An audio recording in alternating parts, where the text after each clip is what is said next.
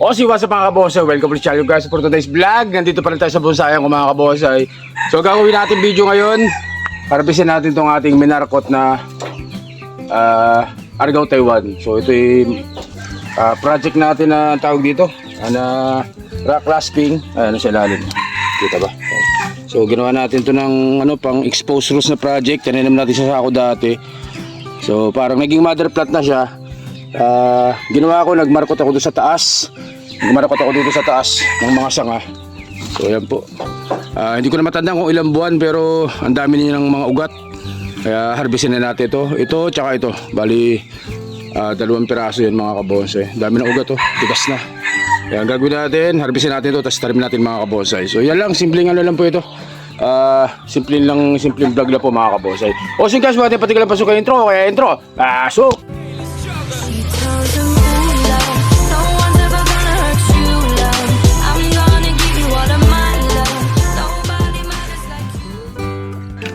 So yan guys, harbisin natin to.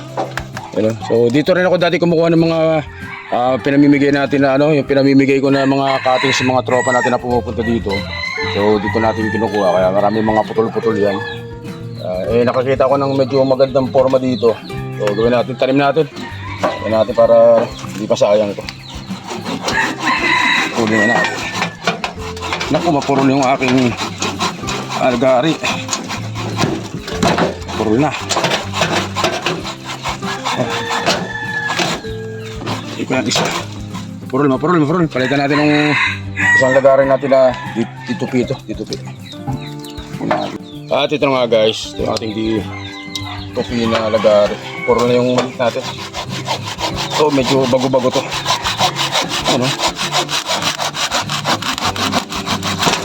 Yeah.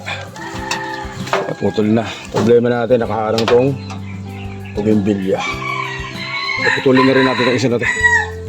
Sa kabila. Putulin na rin natin ito. Dahil sayang lang ito kapag pinalis na tayo dito sa garden, huhukain ko rin talaga ito. Kaya minarkot na natin.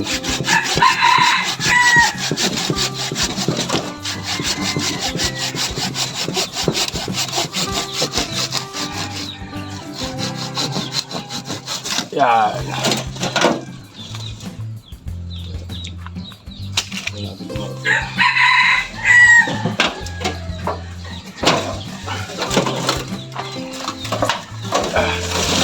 Ayun lago. So ganyan yung tsura nyo. O doon sa mga tropa natin, malapit dito sa amin na gusto ng cuttings ng Argao Taiwan. So pasya lang kayo dito sa bonsayan ko. Dahil iba pa na selection natin to. Puputol tayo dito kung alin ang gagamitin natin guys. Yan daw. Sukunin din natin yung isa. Mahirap po isa.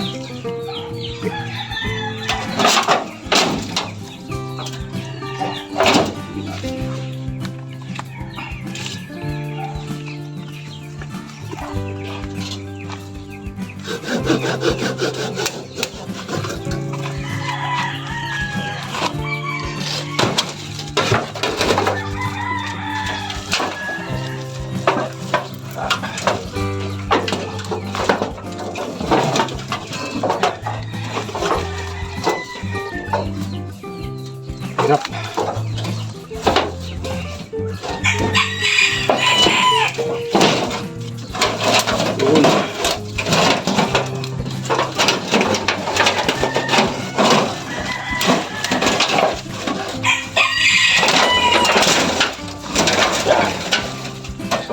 Ito. So ang ginawa natin, dito ko tinanim sa gilid ng bakod to. So ayan. Ganda na. Pulin natin para hindi magabal.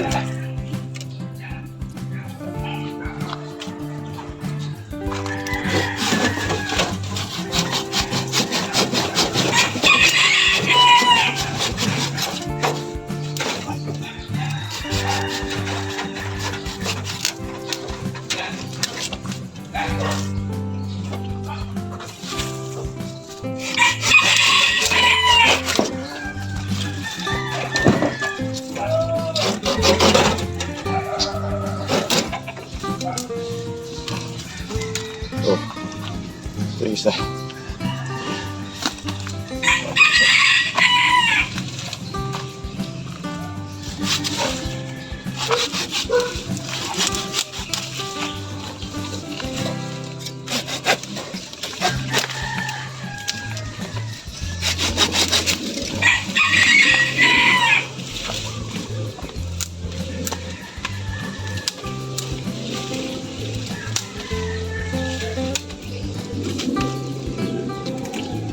So guys so, ayusin natin ito sa harap para maayos natin yung sanga tsaka yung pagtataniman nito guys. So ano to Argao Taiwan. Ganyan kalaki. So ang project ko sana dito ang project natin dito pag nabuhay igagrafting sana natin yung variegated na Argao Taiwan, kaso hindi na yun matutuloy kasi alis na nga tayo dito sa garden. Ito, for sale na rin ito. Benta natin ito guys. Dali natin ito sa harap. At yan na nga guys. So ito na, ayusin natin. Ang tawag dito. Setback lang tayo. So tingnan natin kung anong forma maganda. Sa materialis na ito.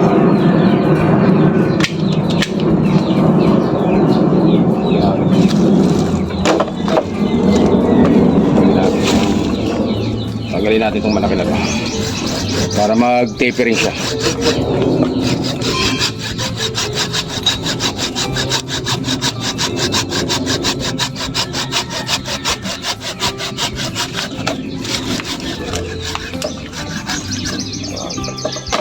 Laki so, pwede natin itanim yan so, ito na tsura niya. So tapering na siya, sobrang taas, kaya huwag natin ito.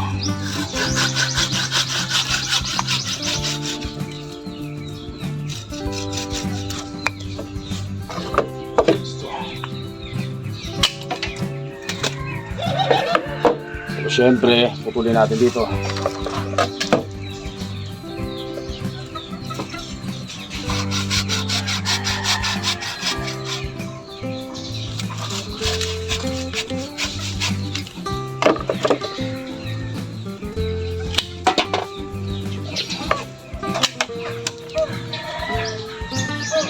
Tingnan natin dito natin siya. Medyo pa-slab natin. So, tira na lang natin to. Baka sakaling magamit natin yung mga kabos. So ito na yung tsura. Gagawin natin, tingnan natin yung ugat. Kung talagang malago na ba. O hindi. Malago na. Ayan ito guys, dito para makita nyo sa background natin na tela na itim. Background tela.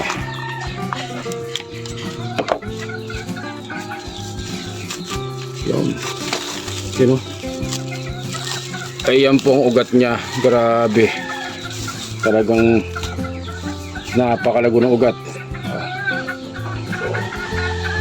Napakalago ng ugat. So hindi ko na matandaan kung ilang months, pero kinapakapan natin yan. Kinapakapan natin kung may ugat. Tsaka kita naman dun sa plastic na lumabas yung ugat niya guys. Kaya pwede nang i-harvest. So ulitin ko, hanggang August na lang po ako dito sa bonsai natin. July, August dapat madispose na natin to. So dapat project ko na ito. Ang project nito pag nabuhay natin, igagarap natin ang tawag dito, ng variegated sana na Argao Taiwan, pero for sale na po ito. For sale. Benta natin 500 pesos. 500 pesos po ito. Benta natin 500. So, buksan. Ikawin na rin natin itong isa. Ikawin na rin natin itong isa. So, ganun din. Tanggalin natin to para mag tapering din siya guys. Kasi pag hindi natin tinanggal, pantay na pantayan, hatog na hotdog. Kaya tanggalin natin to.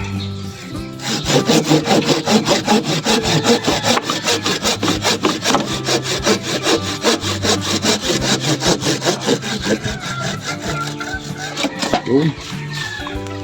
Ayan na, tsura niya. Tapos tangin natin, medyo pa-island ng konti. Puputol tayo dito sa may nodes.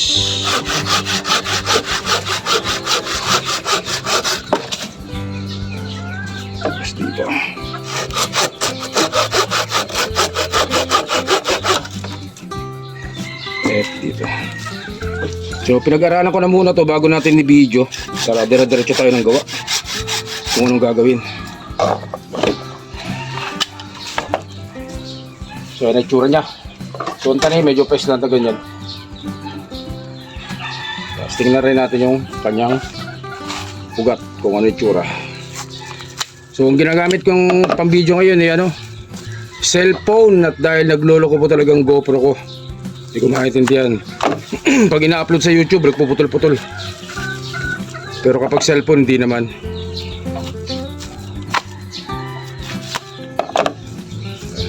Tali.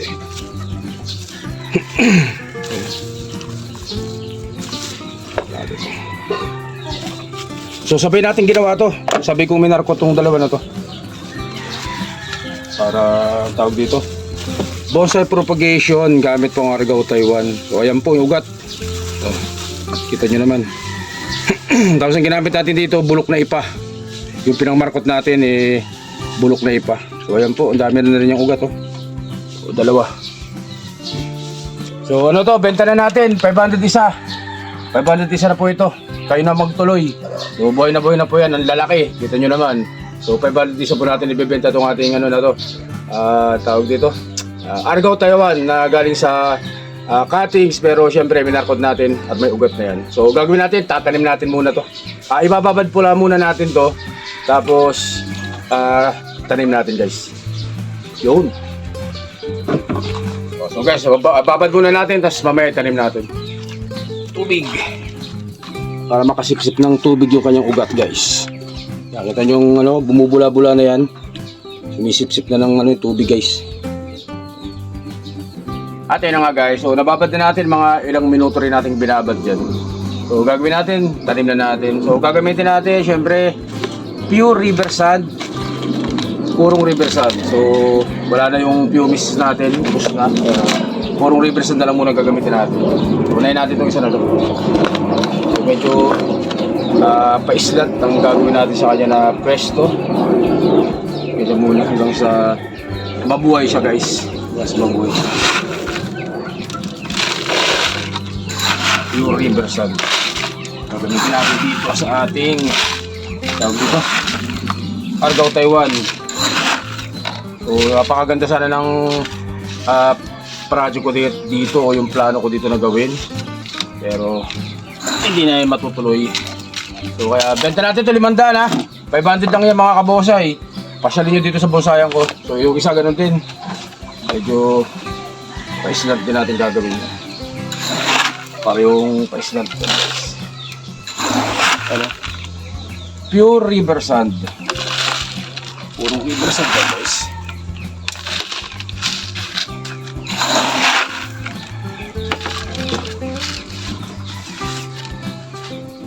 Pwede rin yung river sand na may halong tawag dito, pumice rock. So, ginamit natin ito sa ating ginawa nung nakaraan.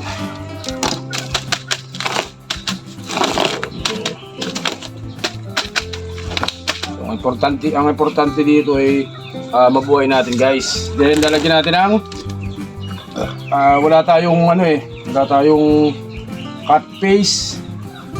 May nabibiling pang bonsai talaga na cut paste. Sa ata meron sa mga tawag dito sa online. Meron atang nabibili dyan. So hindi ko pa na-try bumili. Ang laging ginagamit ko itong stick well para sa mga pinagputulan. Pero yung ibang materyales kahit walang ganito okay rin lang naman. So ginagawa to para hindi siya ma-dehydrate kasi aatras yun guys.